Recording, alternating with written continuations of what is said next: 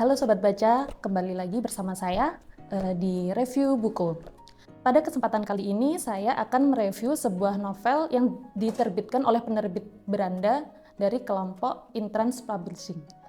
Novel ini berjudul Novel Jingga, karya dari seorang novelis dan esais bernama Ade Mulyono. Pak Ade Mulyono ini merupakan seorang novelis dan esais yang mana merupakan sarjana sastra dari Universitas Pamulang, Banten. Beliau lahir di Tegal dan sekarang tinggal di Jakarta.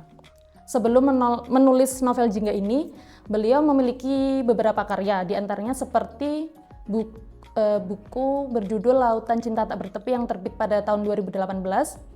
Ada juga buku berjudul Dehumanisasi Pendidikan yang terbit pada tahun 2021. Ada juga novel berjudul Namaku Bunga terbit 2022. Dan yang terbaru adalah novel Jingga yang terbit pada tahun 2023. Membahas tentang isi novel Jingga ini, Ade Mulyono menceritakan alur cerita dalam novel dengan menggunakan alur campuran, yang mana dimulai dari alur maju, alur mundur, kemudian alur maju lagi. Dalam alur maju ini, Pak Ade Mulyono menggunakan sudut pandang tokoh Jingga yang bernama Jingga Pamungkas. Dia menceritakan tentang kehidupan keluarganya, kehidupan keluarga kecilnya yang tinggal di desa Kalibanteng, Tegal. Dia hidup bersama sang istri bernama Revalina, yang merupakan seorang jurnalis dan memiliki seorang anak balita bernama Rumi. Dan juga ia tinggal bersama sang ibu. Jingga Pamungkas ini merupakan seorang dosen di Universitas Perjuangan dan merupakan dekan dari Fakultas Sastra. Pada alur maju ini, Jingga Pamungkas juga menceritakan tentang dua orang yang sukses di balik berdirinya Universitas Perjuangan. Yang pertama ada Ridho Maulana, yang mana merupakan ketua Yayasan Freire Indonesia. Yayasan Freire Indonesia ini membawahi beberapa lembaga, diantaranya ada SMA dan SMK di Ponorogo, ada SMP Kartini, dan MI Al-Islamiyah. Universitas Perjuangan ini merupakan lembaga terbaru yang berjarak 10 tahun dengan lembaga yang lainnya. Karakter Ridho Maulana ini digambarkan sebagai sosok yang ramah, bersahaja, dan murah senyum. Kemudian ada tokoh kedua yang juga berperan penting di balik berdirinya Universitas Perjuangan, yaitu Profesor Ivan Pangestu. Pria berusia separuh abad lebih ini merupakan rektor dari Universitas Perjuangan. Dia memiliki karakter yang energik dan nyentrik. Ivan Pangestu ini dulunya merupakan guru SD semasa Ridho Maulana dan Jingga Pamungkas masih kecil.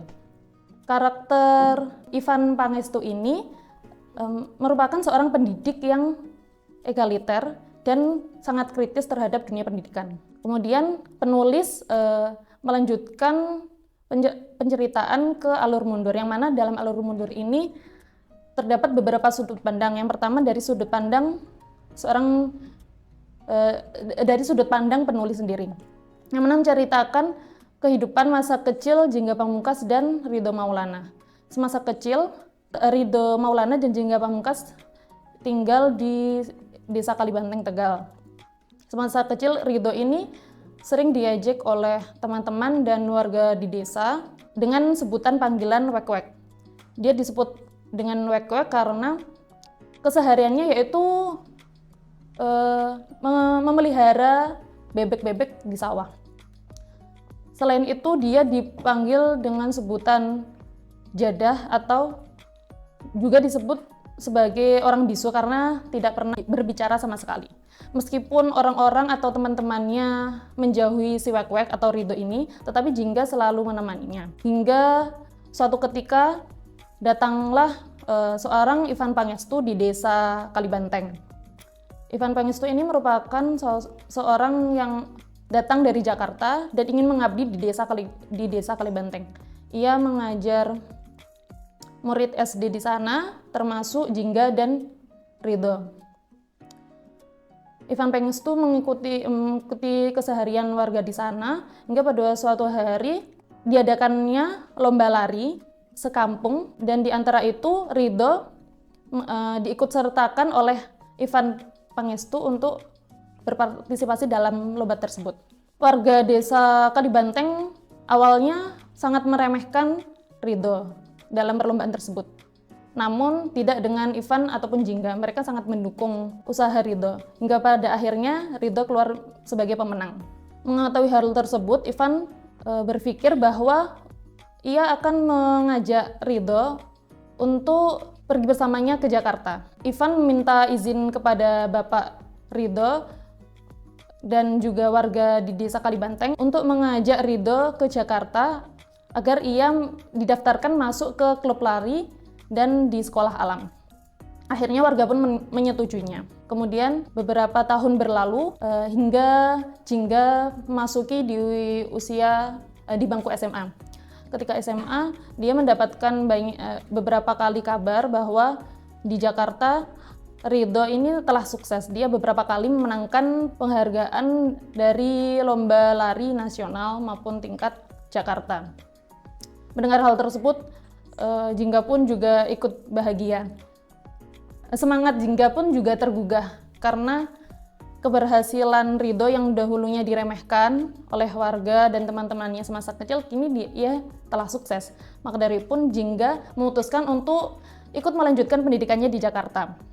Ia meminta restu kedua orang tuanya dan diizinkan untuk melanjutkan pendidikan di Jakarta. Kemudian penulis meneruskan alur penceritaan kembali ke alur maju, yang mana pada saat itu Jingga telah menjadi dosen dan sekaligus dekan di Universitas Perjuangan, sedangkan Ridho telah menjadi ketua Yayasan Freire Indonesia yang membawahi Universitas Perjuangan, dan Profesor Ivan Pengestu menjadi rektor Universitas Perjuangan. Intinya kita yang dulunya itu diremehkan, kita yang dulunya dianggap tidak bisa apa-apa, tapi kita belajar, mau berusaha, kita nantinya pasti juga akan sukses. Karena siapapun orang itu yang dulunya pernah diremehkan atau dulunya pernah dianggap tidak mampu, kita juga tidak tahu bagaimana kehidupan mereka ke depannya.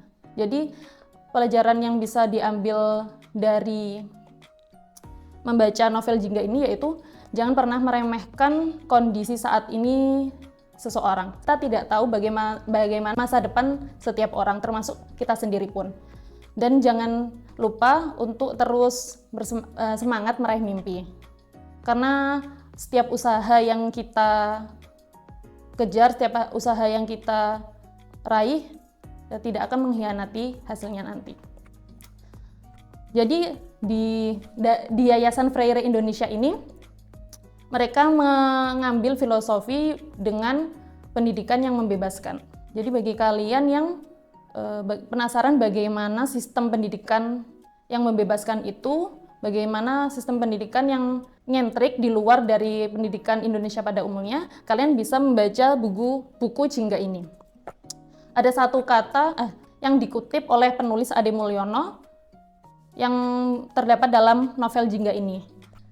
Ini merupakan perkataan seorang Paulo Freire, yaitu pendidikan yang sejati pendidikan yang sejati tidak dilaksanakan oleh A untuk B atau oleh A tentang B, tetapi pendidikan yang sejati itu dilaksanakan oleh A bersama B dengan dunia sebagai medianya. Bagi kalian yang penasaran bagaimana kelengkapan isi novel ini, kalian bisa membaca novel ini dengan membeli di official store Intrans Publishing. Mungkin cukup sekian dari saya. Kembali lagi di review buku selanjutnya. Terima kasih.